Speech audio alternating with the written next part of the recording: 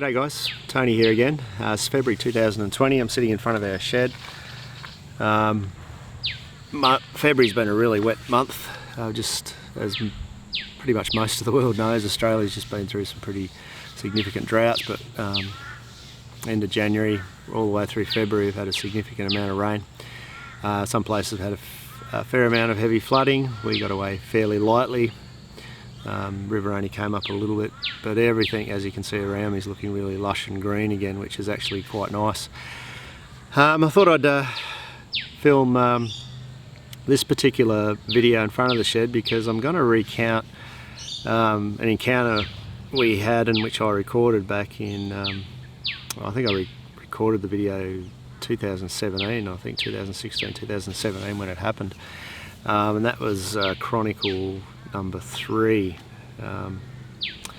and the reason I thought I'd retell it is because the night that I did it was immediately after the event happened, and had a pretty dodgy old camera back then, and the torchlight was really bad and the film quality was pretty bad, so I thought I'd just go through everything in the daylight and just show you when and how everything happened. So the shed behind me was I guess the centerpiece of where it all happened. So I'm just going to run through those events again now. Hope you find it interesting. If not, turn it off. Cheers. So the night was, I think it was somewhere between 7 and 8 o'clock from memory. I was down in this lower section of the shed here. I was actually painting a sign for a sale sign that I was going to put out in the street. We were selling some things. Just in the upper section of the shed up there, which we've got, it's a bit of a storage area at the moment, but we had a gym set up there and Keegan was doing a bit of a workout. It had just rained, had a light bit of rain, and I just finished doing my painting and I decided to go out and wash my brush. Now, got a tap just outside this door. So I opened the door, stepped outside, and I was heading up to wash my brush on one of those taps up there. And I remember getting to this point here, and I smelt this feral smell. The only thing that I could remember to describe it was a cross between a wet dog, cow pooey sort of smell. It was worse than that, but that was the only way I could sort of describe it.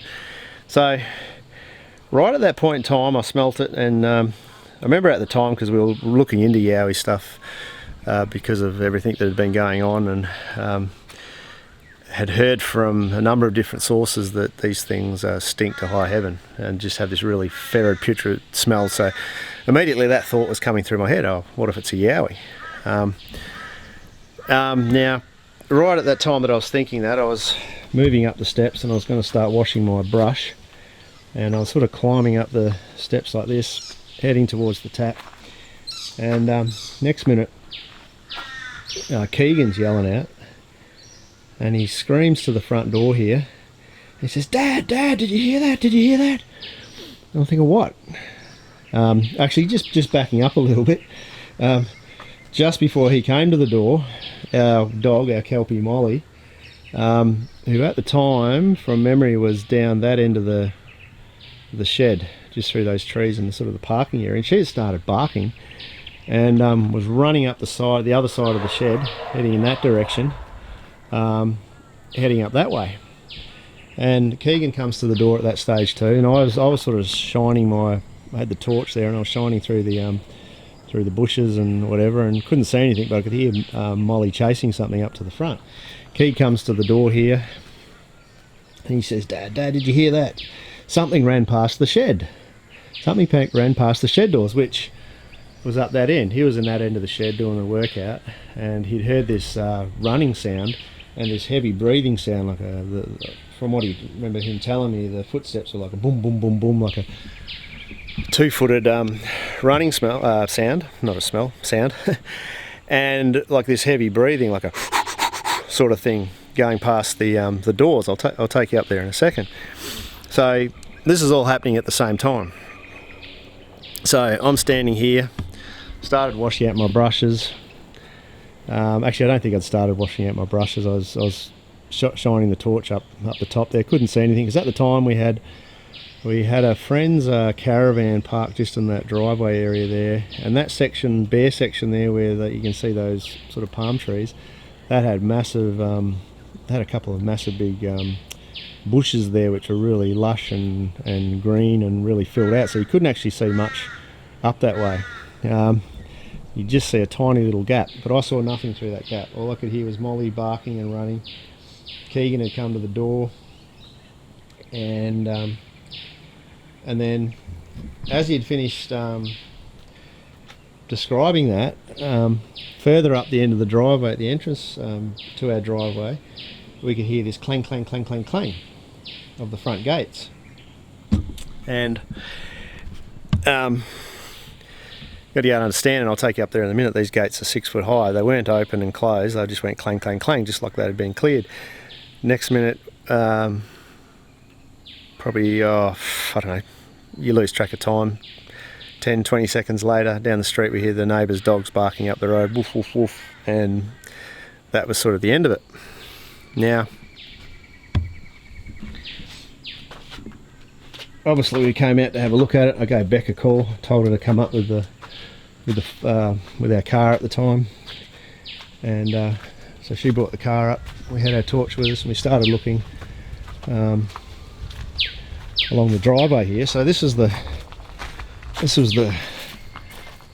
2 doors where Keegan was just inside of, and he's heard the running coming from that point up there all the way along here. So we decided to sort of follow where that sound went, and got to this point, and there was a whole series of these, I guess you'd say, footprints. They weren't footprints in the shape of a foot, they were like something had been running really fast and flicking the dirt back, so they were just big round patches, which I'll snip in a section of the film that I got of those footprints. Trying to get the camera to pick it up here. Smallish sort of footprints there. What you got to understand is, at the time when this happened, the ground was really wet, and these footprints were dry patches in the ground. These two are really close together. Let me come up here. There's another bigger one there. And talking about, that's my finger width there. That's quite a smaller one. There's another one there. There, but the biggest one's coming up here. There's a really big one right here. Now that's the width of my hand. Put my foot in there. Sort of the width of my foot. Remembering again, the ground was wet here, so that took a dry patch out. There's another one really close. I'm actually thinking there was 2. Whatever was there was 2. There's another one there. It's really hard to pick up. Try and pick it up on the camera there, right there. And it just keeps going up here. There's one there. So it's really hard to get a good look on it with the torch. One there. Continues up in that same direction that Keegan heard it running, my son. Gets a bit hard there, so you can't really pick it up there. There's another really big one here, right there. Another one there. And then it's a little bit scarce through there. But then when we sort of head further up this way,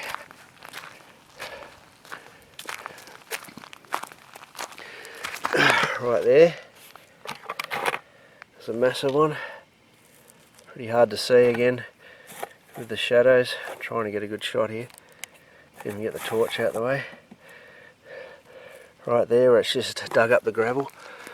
Again, there,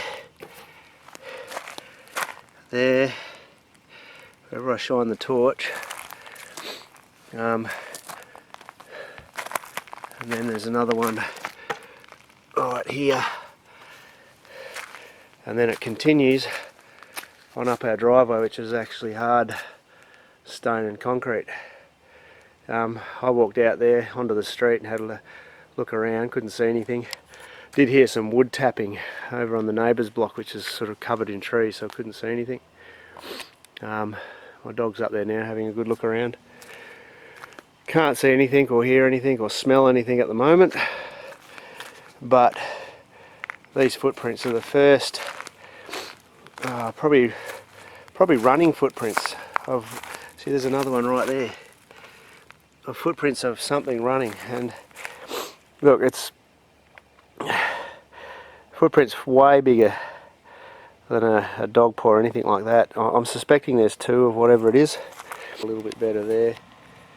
If I get a bit of a zoom on it, that's one of the footprints there where it's been disturbed. Sort of there where it's on the torch. There.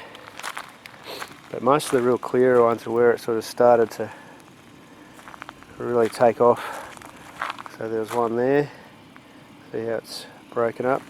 A really big one. Well, there's one big one there. Again. But the really big one, well, there's one big one there. I keep saying the same thing over and over again. Again, it's my footprint there. The width of it. This is the really deep one. So something really got a foothold there. See the size of my foot? Whatever went in there was wider than my foot. So my foot's a size 13. I'm about 6'1", size 13 foot. It was at least my size or bigger. And then continue on down here, this is where they get really close together. 1, 2, 1, 2, close together there. And there's some that are smaller, which is, like I said, makes me think there's a fairly clear one here. Right there. I think they're fairly quite light on their feet at times too. I only think the reason they left footprints this time is because they were in a bit of a panic. Generally they're fairly light footed, which is why I don't think we've seen a lot, but this is pretty cool.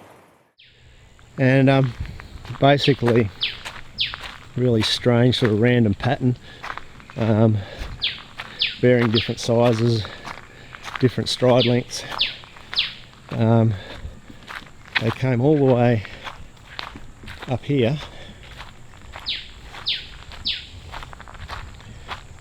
until those foot steps ended, from what we could tell. Continued on up the driveway, which is a stone driveway, up to those gates up there, which I was talking about.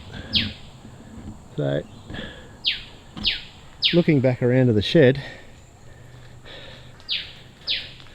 I was basically standing right where that black bucket is, just to the left of there was where I was standing, just to the left of that, with my brush and the torch. Now, had those big bushes not been there at the time, I may have seen what was running up here, because this was the path that it had run.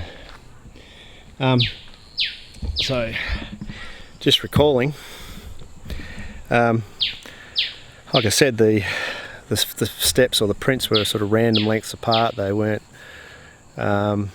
consistent with a four-legged animal or a two-legged animal creature.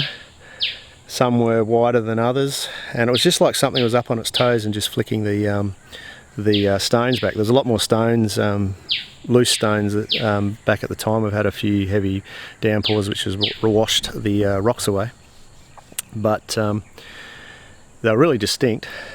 And what my theory is that because there was no consistency to the length of the striders, I actually think there was two of these creatures here. Now Keegan was saying it was a bipedal running, so it was a boom boom boom, it wasn't four-legged, so I'm thinking there was two Yowies. That's my theory.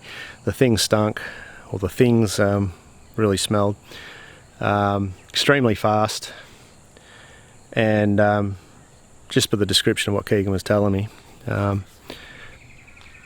my theory is that there was two of them. And continuing on, they would have ran up the driveway here, a bit overgrown at the moment, as you can see. We don't actually use this driveway very much, but we hope to in the future. So this is the big sort of 6-foot gate that I was talking about. You get here, and this is what we heard. Now this is the sound of it when you open it. You have to actually latch it up and pull it open. Now I can assure you that didn't happen. It was just this sound. So the only conclusion I can come to is that whatever it was, or they were, it cleared those fences in a jump, pretty much like you'd straddle, like a human would straddle a lower fence, or maybe an extremely good athlete. Jumped over the top. I'll actually open the gate, I'm not going to attempt to jump it obviously.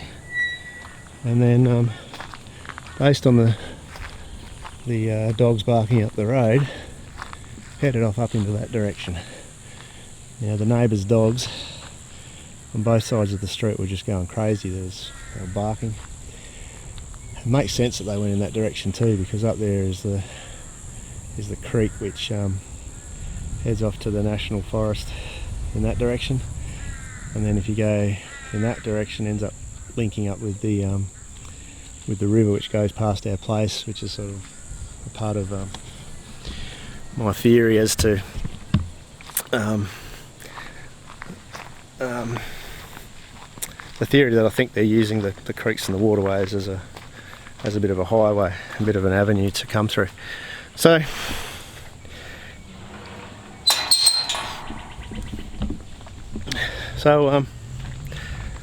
that gives you a bit of an idea of what the lay of the land was that particular night. I know that first video was pretty poor quality, but like I said, the camera was pretty bad at the time. Beauty was we got to film the prints. We knew that whatever it was, obviously the only conclusion I can come to is that it was a Yowie, was that it happened right at that time, because as I said before, it had just rained, so there was a really the top layer of everything was wet, but because it hadn't rained much, everything underneath the stones was actually bone dry, so where they'd flicked the stones up were these bare patches. So I knew the running, whatever had run away, it was very recent. So I don't really think there's much more that I can tell you about that night. Again, it was freaky, just like all the other encounters that we've had, particularly back at that time, because it was all new. We've sort of somewhat become used to everything now. Not so freaky. In fact, I think I've mentioned on a couple of recent videos we haven't had as much activity of late, although I did have a look down the riverbank the other day, and it looked like there was some depressions down there which could be footprints, but nothing too significant. Not sure whether they're just laying low or they're not around anymore, or what the explanation is, but we'll keep updating and reporting as things happen, and yeah, until the next video, take care, cheers.